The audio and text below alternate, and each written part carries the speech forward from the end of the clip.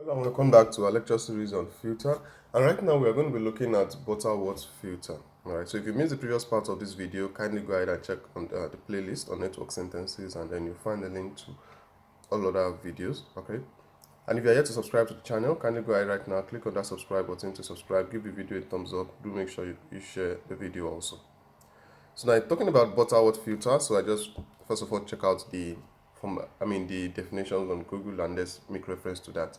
So it says a Butterworth filter is a type of signal processing filter designed to have a frequency response as flat as possible in the passband. Okay. Now, if under the image, there's a particular image I want to make reference with.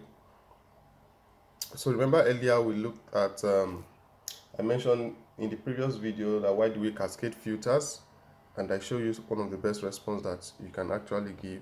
So take a look at this, for example. So if you remember that part where I said the higher the order of a filter cascaded, the more closer its transfer functions approaches the ideal response of the filter. All right, so this particular one right here is a Butterworth filter design, like you can see here, and you can see that the higher the order, so this is first order. I don't know if you can see it, but if you look at the image closely, the one with the pink background, so you see that the first, second, third, like that, the higher the order, the more it gets closer to the ideal response. Okay, so let's go back to our reference material.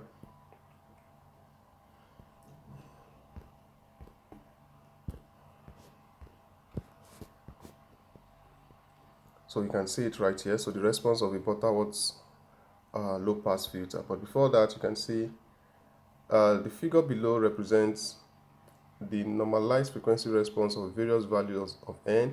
It may be observed that for a higher value of n, the response of Butterworth filter approaches the ideal response of a low pass filter.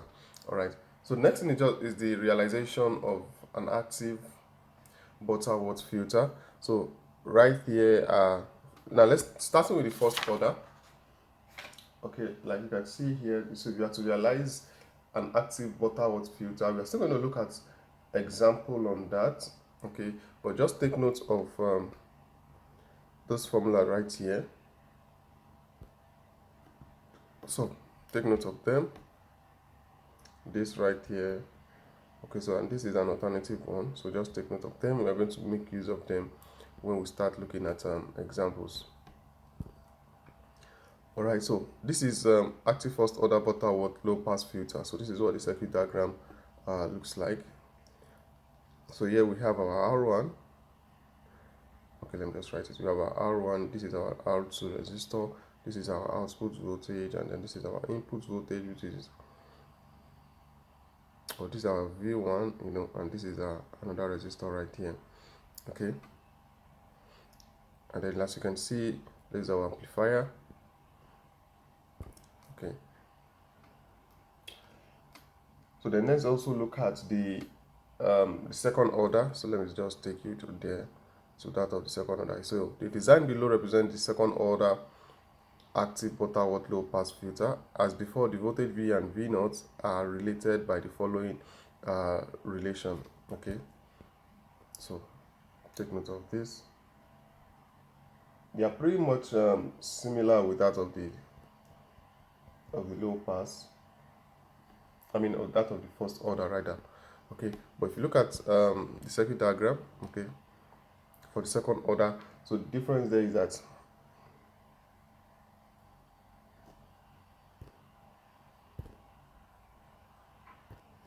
now we are having two capacitors right here and then two resistors, unlike in the first order. So let me show you. So you can see we're having just one capacitor and then one resistor right here. Okay, so that's one difference in terms of the circuit representation of both first order and second order. All right, so there are still some mathematical derivations or formulas associated with it. Okay, so but next I want to look at is the Butterworth high pass filter. Remember the other ones we look at were low pass, so let me just go back there. So these are for low pass. Okay, so and one significant thing about low pass is this is the position of the capacitor. All right, so this is a second order for low pass, so take note. And this is a first order for low pass. You can see the position of the capacitor and the resistor. Now for high pass, one of the significant difference in the circuit representation is the position of the capacitor and the resistor. So you can see it right here. So this is where the capacitor is and this is where the resistor is. So it's more like the position changes. Okay, and then so if you scroll down to it, and then this is for the second order. All right, so that's the second order active Butterworth filter.